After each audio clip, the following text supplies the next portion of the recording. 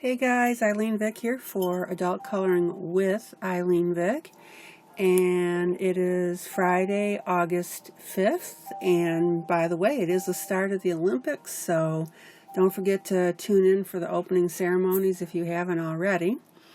What I'm doing tonight is this will be part 2 of 2 parts, the second of 2 parts, on the Enchanted Forest by Johanna Bosford, of course. And if you watched part 1, I hope you did, so this will make sense to you. I talked about going ahead and how to transfer an image and how to copy portions of a drawing or coloring design and to add it to different places on your page. Now, obviously, you didn't have to pull from this. You could have gone to another page, and that's the whole thing that I want you to realize, is that just because I pull design elements from the same page of something, you don't have to do that. You definitely can go to other coloring books and pull design elements. Now, having said that, be sure, of course, that you credit where you got them, because you don't want to be copying pieces and not crediting the author. Okay, so what I'm going to do in this video, this part 2, it's going to be mostly a recap of why I did what I did in doing this coloring, because I showed you the basics of how to add the additional pieces along the top and the bottom. I've published this page in various groups, and I'm getting great feedback from it, so everybody likes it.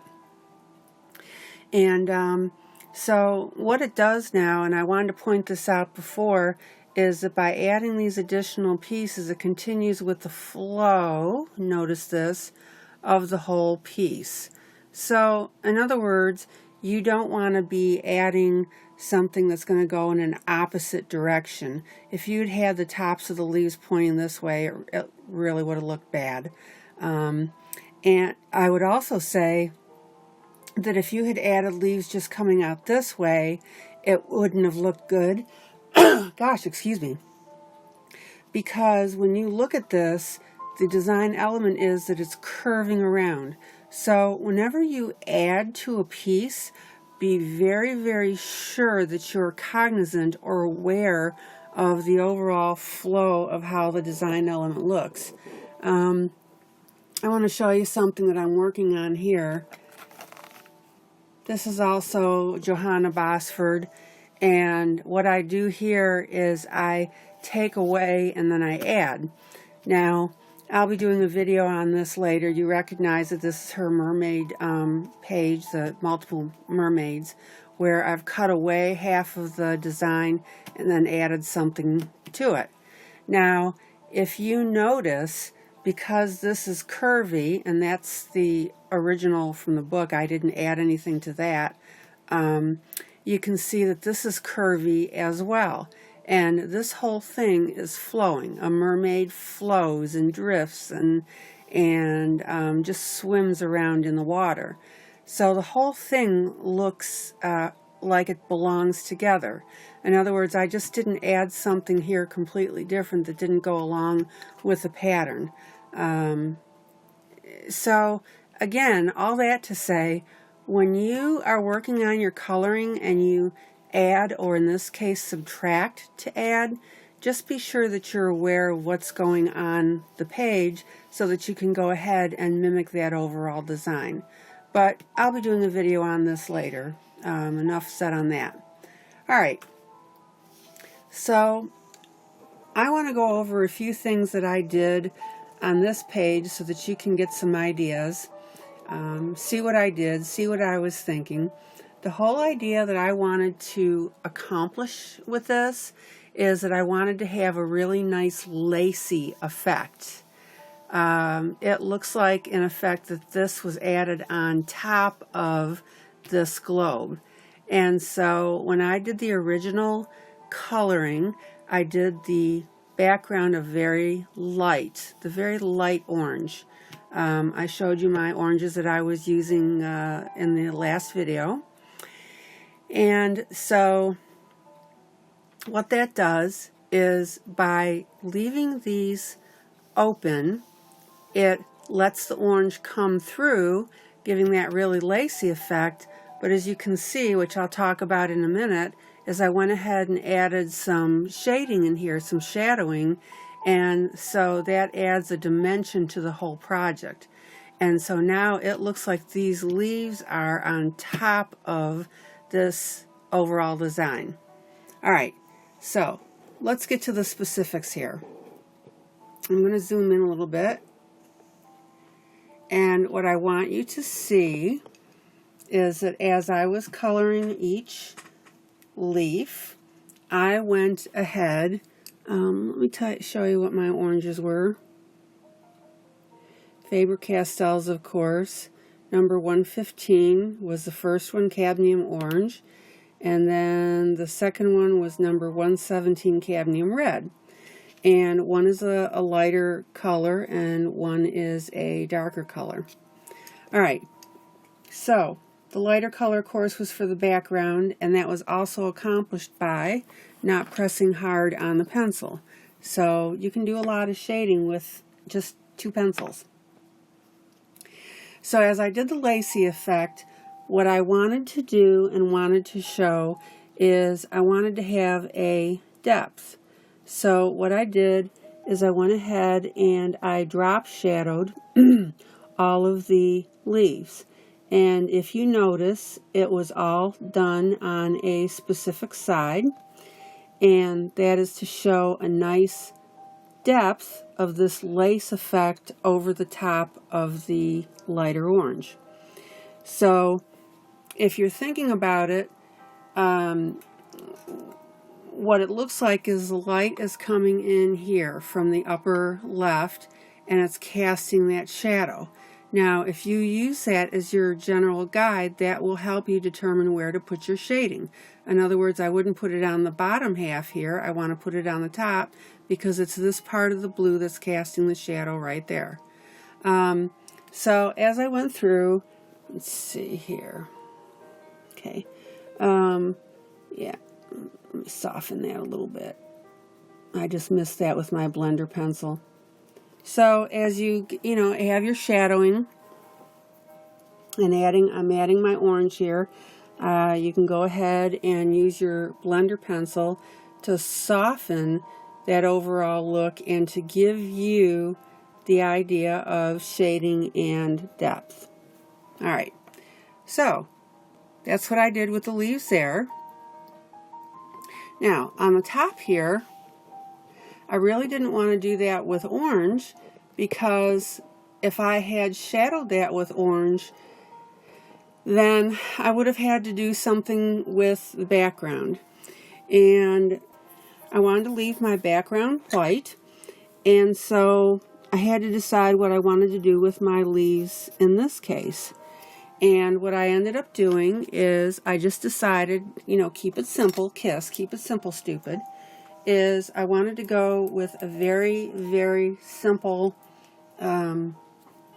set of colors, which in this case is the blue. And I wanted the design to be simple because the other thing that you need to keep in mind whenever you're doing your coloring is you need to look at the overall design of your piece. Is it busy? Now this is considered a busy piece. It's very, very busy.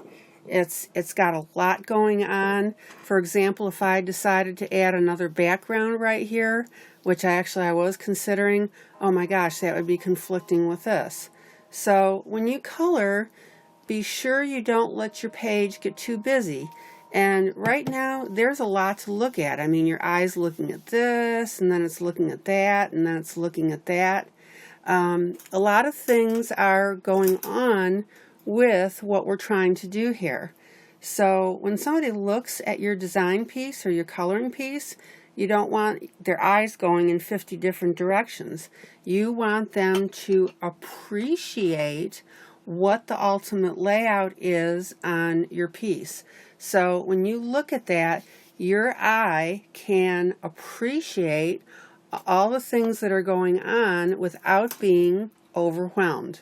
Okay? So when you first look at this, most likely your eye is attracted to this because that's your darkest piece, and your dark tends to do that, and then your eyes tend to be led down to this, and then you're looking at this whole thing going, and again, look at that neat flow, right? And then you'll probably end up looking here and then up here. So again, you want to be careful how much you add, what design elements you add, or what design elements you take away. All right, so I went ahead, of course, added my floral leaves here. I showed you how to do that with the tracing, that you would go ahead and first trace with your 7mm pen, and then make your indent into the paper, and then draw it in with your ultimately 2mm. I showed you on 5mm, but I've got that 2mm pen and it works out beautifully now. 0.28, and that is a very fine line. It makes a beautiful line.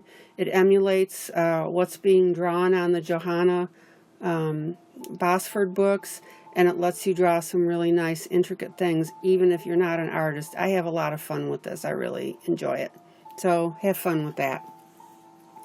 Okay, so I went ahead and I shaded the orange as I just discussed, and I kept in mind that my light's coming down from the top left, and so that would tell me where I want to go ahead and put my orange. And when I was shading, you shade very lightly. It's easier to add than subtract, and you certainly don't want to be trying to erase with such an intricate project. So all I did is just very lightly, as I went over the orange here with my darker orange. Again, I let my pencil do the work, and I got some really nice 3D effect with this. Really good looking here. So, and you can work it. I mean, if you want to add a little more, you can. Again, be careful. Don't go super crazy with your pencils. If you watched my tutorial on the hair, I really cautioned you about playing with that hair too much. I don't know what it is about coloring hair, but you just want to keep going and keep going and keep going, and then all of a sudden you have a muddy mess. All right. So you can see how I did the shading there. Nice effect. Then the next thing I had to think about is I wanted to have this being the prominent design piece, and I really didn't want my side pieces to take away from it. So given that I let this be a more lattice effect, you know, open lattice effect, I decided that I needed to close this off and make it a little more substantial. So what I did is, keeping in the theme of the blue and the orange and adding the black, I went around my total outside and I made my circle black. Okay, let me zoom in on that so you can see.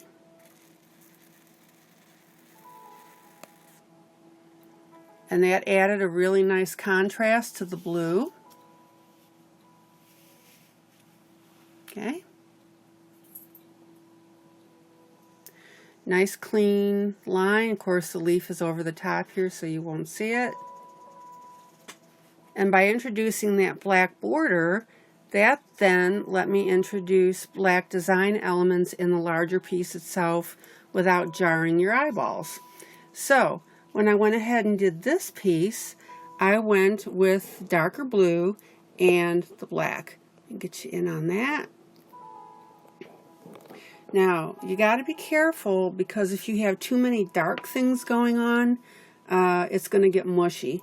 So be sure that you maintain your contrast of colors, which means you can clearly see the blue, you can clearly see the black, and you don't get mushiness going. These were dots around the outside. I didn't just color like this. I went ahead and I filled in each dot, and then I kept this the lighter blue because I wanted to make sure that I had a nice contrast between my very dark petals or outside spokes, and the inside, well, I guess those are spokes, and the inside spokes being the light blue.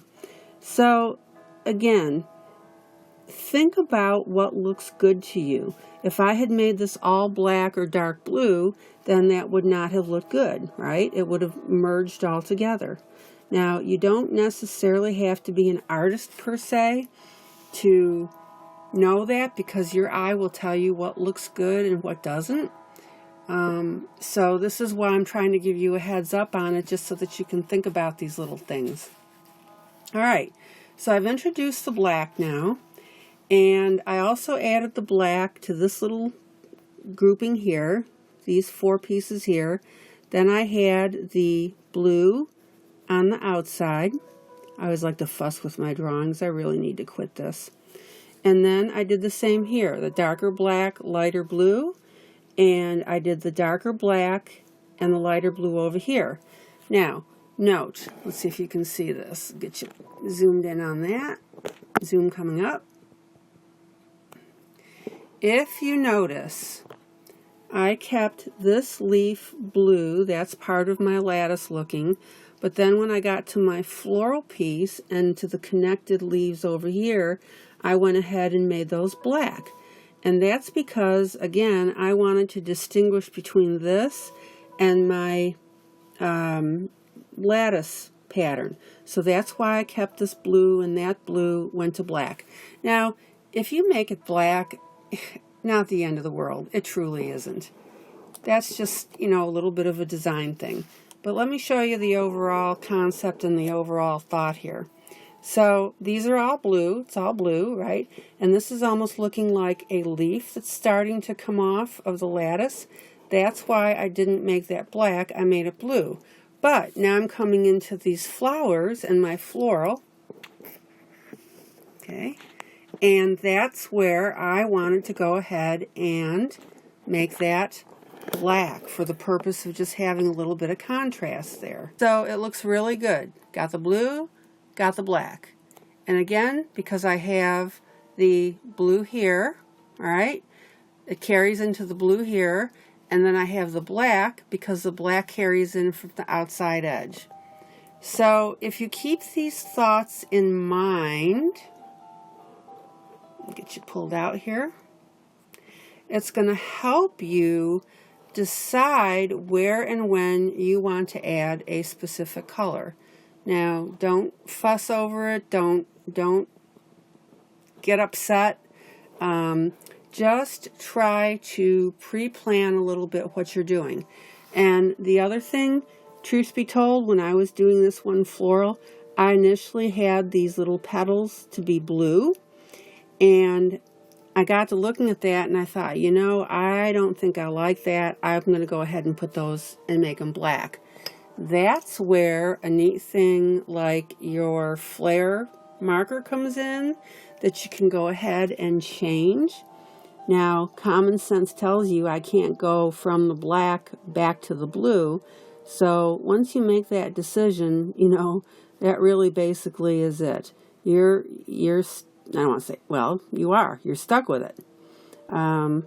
So if you feel that you've miscalculated by making something that lighter blue or even a dark blue and you decide that you want it black, it's not the end of the world. You can fix it. What do I always tell you when I'm doing those videos? You can always fix it. Most times you can fix it. Very rarely have I had a piece that I haven't been able to correct some way. Okay, so you can see my blue. Okay, you can see the really nice contrast between the blue here with the blue and the black. Notice I don't have any black in here. I don't want your eye to be pulled into that center. I just wanted to have that lighter lattice airy look. Okay, so now let's talk about the lower right hand corner. So keeping with the theme of wanting to separate between the blue here and to have a contrast here, I went ahead and I outlined some of these floral pieces, as you can see, in black. Doesn't that look neat? So I've got the little black dots on the mushroom with the blue. I went ahead and went from the darker blue to a very light blue at the bottom by shading. So that gave me some really neat visual contrast. Excuse me again. I can't quit coloring, can I? And I did the same here. I'm going to darken that top a little bit. Play with that. So I darkened the blue on the top, right? And then I went to the lighter, and then I went to the very, very pale blue there. The little bellflowers, darker on the outside, lightened up coming in, gives kind of a three-dimensional effect, a rounded effect, I should say. Okay? And I followed that pattern through all the way with all my floral pieces. Alright, and then I got to my little flower here, and orange in the center, of course, because that orange picks up from all the orange around it. I outlined in my black, again, any piece that's not in the filigree area, I want it to be in black, so I outlined that in black. Outline the stems in black. Pull out for you.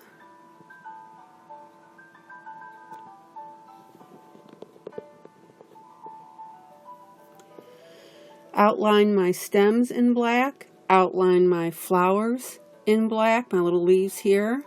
Outline the leaves here in black, and did my flower in black. And then I went with a very dark blue center. And for giggles and laughs, I went ahead and I left that very center open to be orange, so that it looks like, in effect, there's a little hole punched through in that flower. Don't be afraid to try different things like that. In other words, you don't have to fill in everything with a color. You can go ahead and leave a background open. I'm just clearing away a little blue area that I noticed here. You could go ahead and leave your background open, or have your background show through, so that you have a really nice, interesting effect. So what do you think? You like that? I think it looks really good. I think it separates some of the components, but it also brings it all together, because your eye doesn't radically jump from one thing to another. And that's one of the points that I wanted to bring up in this last video, since basically everything has been colored in, is that you can see now everything works in harmony with each other. Nothing jars your eyes, because we've got the darker blue, which leads you comfortably to look at the black, which leads you to look at the blue and the black outline. Everything looks like it belongs basically on this page. If I had just all of a sudden used a different color that was totally different from everything else in here, then that would jar your eyes. You want to make sure everything has a harmony. So take the time to look and study this a little bit, and think about what you're doing and what can be done. And you don't necessarily have to use this. These are complementary colors on the wheel, by the way. That means orange and blue are across from each other. I showed you that in the initial video when I started out this little piece, that these colors were great to work with each other. Let me grab that. Yeah.